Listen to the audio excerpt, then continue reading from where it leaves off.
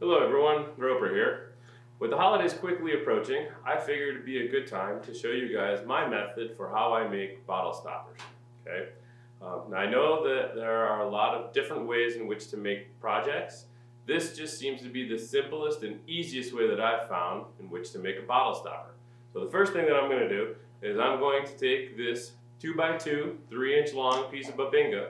I'm going to get it round, and then I'm going to put a tenon on it so that we can put it into the 4-jaw chuck, so that we can drill our hole and tap and get everything nice and straight in line with the lathe.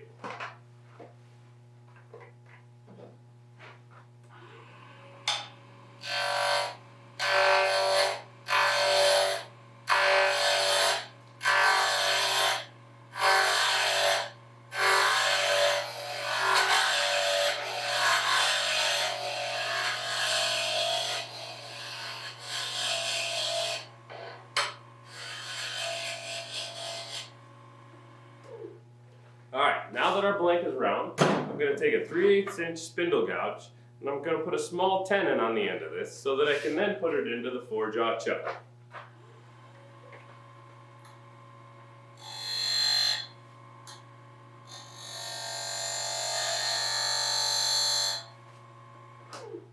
Now my tenon doesn't need to be very deep because I'm not going to be doing much more than drilling out while it's in the 4-jaw chuck. But give me a second while I swap this out.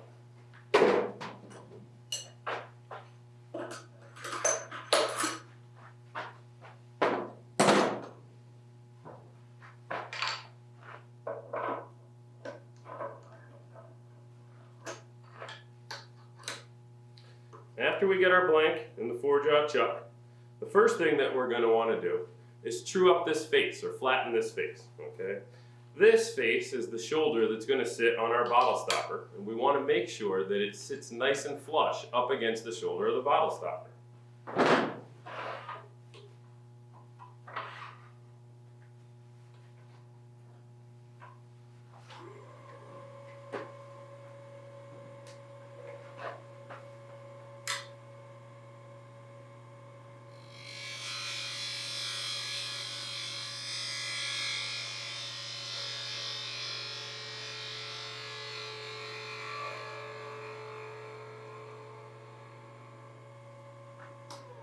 Alright, let's take a straight edge, make sure that that's true.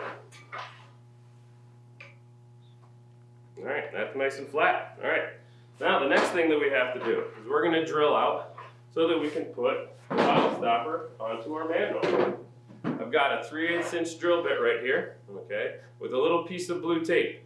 That's my marker for how deep I need to drill. Now, how far do I need to drill? I need to make sure that I get all of the threads from the mandrel inside. I want to make sure that this shoulder right here sits nice and flat against this shoulder. To make sure that that happens, I need to make sure that my hole is drilled just a little bit deeper than the depth of this mandrel. Now remember, when we're making anything on the lathe, we want to cut as fast as we feel comfortable. We want to sand and drill at a slower speed. Okay? You're also going to see that as I start this cut, I'm going to have my thumb right here on the side of the drill bit. Okay? That's to stop it from drifting or wobbling as I get started. Once this is inside, then I can get my hand out of the way and finish drilling all the way in.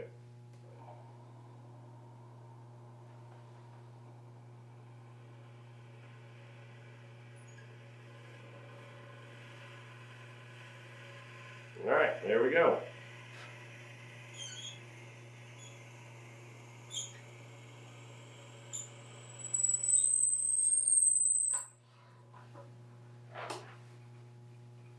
Alright, once we've drilled, now what we're going to do is we're going to put our live center back in, and we're going to use our 60-degree cone here to line up our tap. If you've ever noticed, on the back side of a tap, there's this little dimple right here, okay? We're going to set that dimple right on the 60-degree cone while we're bringing this in, okay? This is going to help to keep our drill hole and our tap nice and lined up. So first thing we're going to do, lock the headstock. we're going to take our wrench, we're going to put it right here on our tap. Put it inside the hole, we're going to bring the 60-degree cone up. Now, you're going to see that as I'm advancing the wrench, I'm going to also be advancing the quill. I'm going to keep everything nice and lined up as I'm threading this.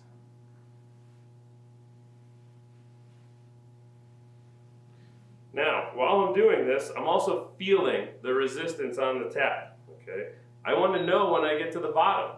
One of the worst things that you can do here is run your tap all the way down to the bottom and then tear out all the threads you've just created. Okay? We don't want to do that. Alright, that's about halfway in now. Now I'm going to get rid of the tailstock. I know that this has to run straight in now. So now I'm starting to feel for that resistance. Still feeling pretty smooth. Alright, right about here I'm starting to feel a little bit of resistance. Alright, that's the bottom right there. Okay?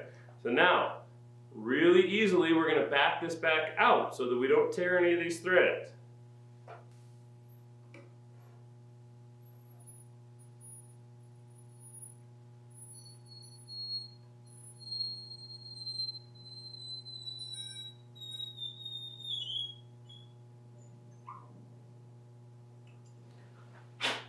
Alright, now while we still have it on center, let's check and make sure that the shoulder of the mandrel sits flush against the shoulder of the bottle stopper. If there's any problems, we still are on center, we can clean this up. We don't want to take this out of the chuck until we know this is all set.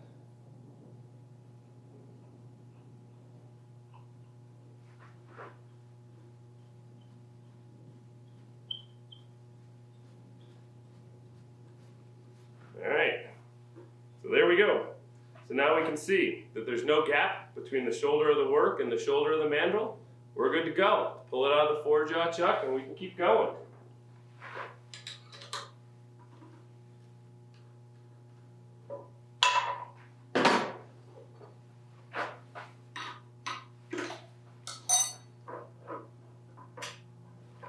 Remember to unlock your spindle before you get started again.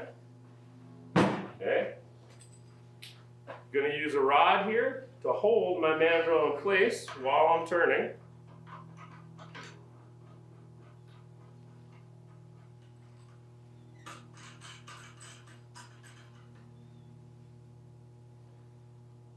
Alright. I'm going to bring my tailstock back up just real quick while I get this trued back up.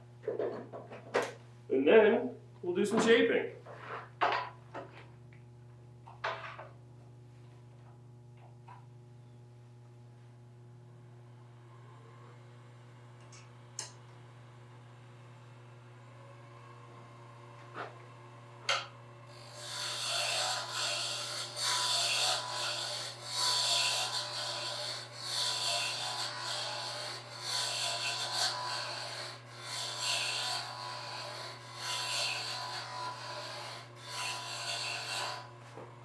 Alright, once I've got my diameter down, the first thing I'm going to do is I'm going to do my half bead here on the end. Okay, I want to make something that's going to fit really well in the hand and be comfortable. I've noticed that a nice half bead on the end fits well in somebody's hand as they're going to pull this out of a bottle.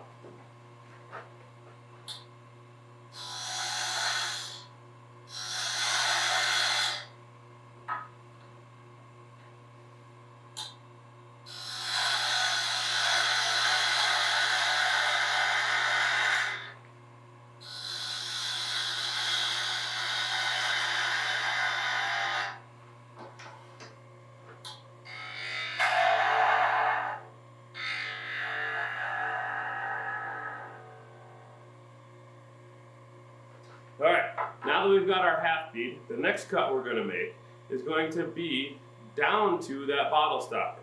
We know that this end on the mandrel is the same diameter as the bottle stopper top. So I'm going to do a half cove right here down to that diameter.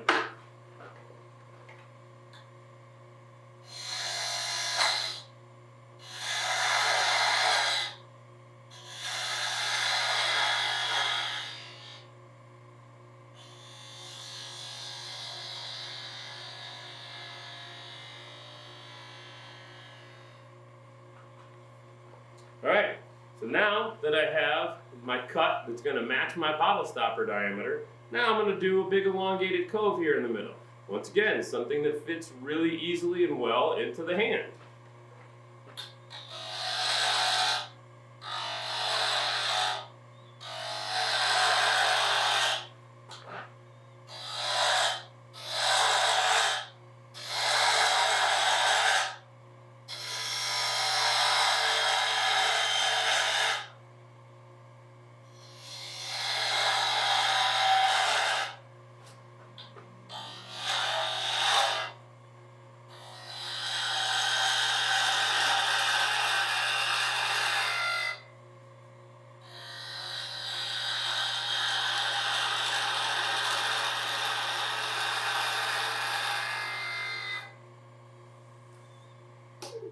Alright, so that's it for my shaping.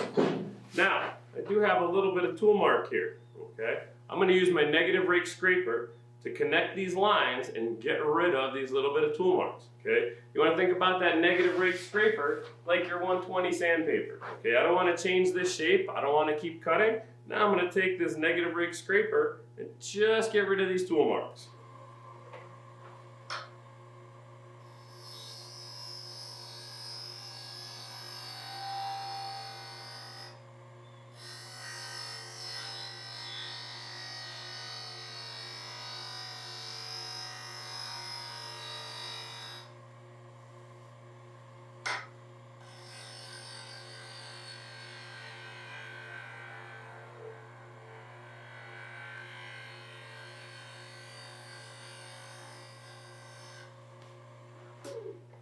Alright, now that we've got our shaping done, we're going to do a little bit of sanding here before we get some finish on.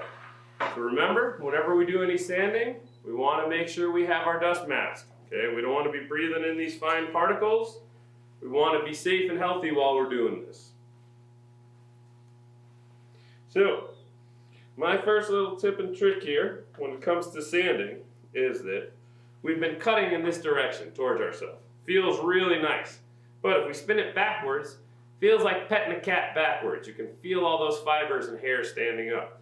So the first thing we want to do is we want to do our first round of sanding in reverse. So we're going to turn the speed down. We're going to put it on reverse. We're going to start off with a little bit of 180 here.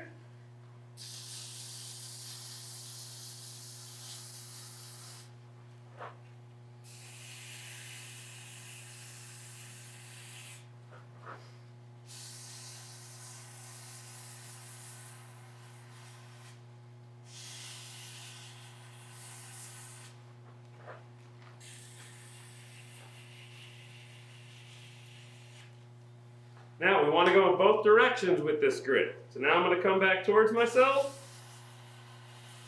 Finish cleaning this up.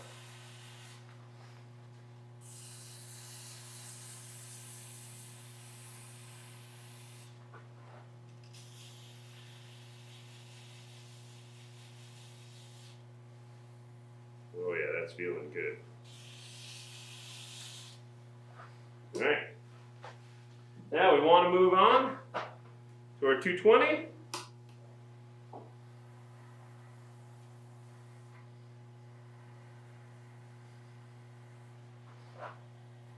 And sanding should be quick. We shouldn't have to spend a lot of time doing this. All we're doing is prepping that surface for some finish here.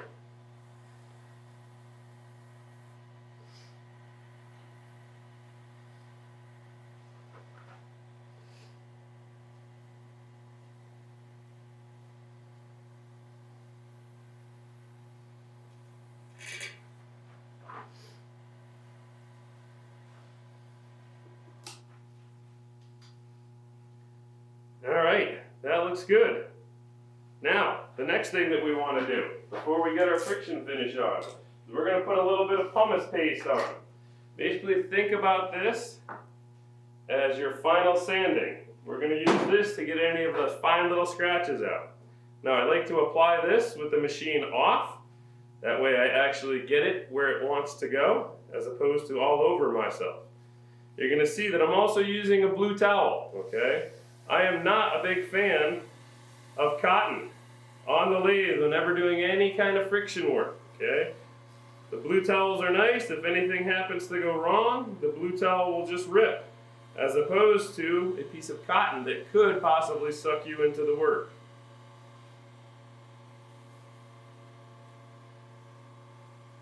Alright, so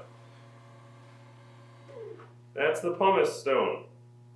Okay, next we're actually going to put the friction finish on. Same thing, I like to apply this when the lathe isn't running, so I get it where it wants to go. Then we get it up to speed so that heat and friction can give us that shine we want.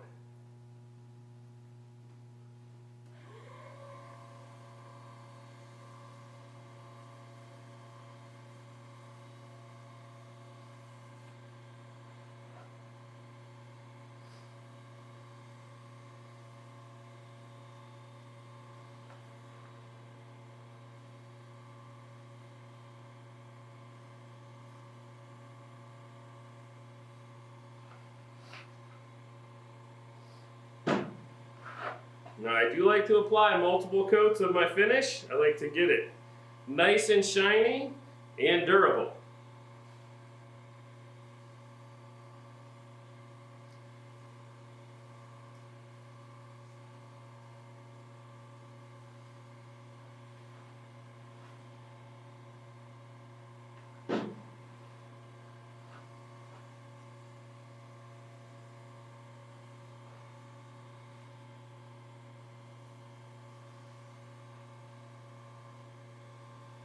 Oh yeah, look at that guy shining up right there.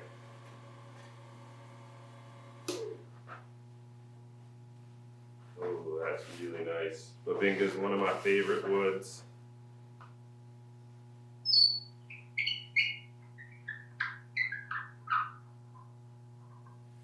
And there we have it. A nice Babinga bottle stopper. So, remember, roperwoodturning.com. If you have any comments, questions, or concerns, please email me or drop me a message on Facebook or Instagram. Have a good one, guys.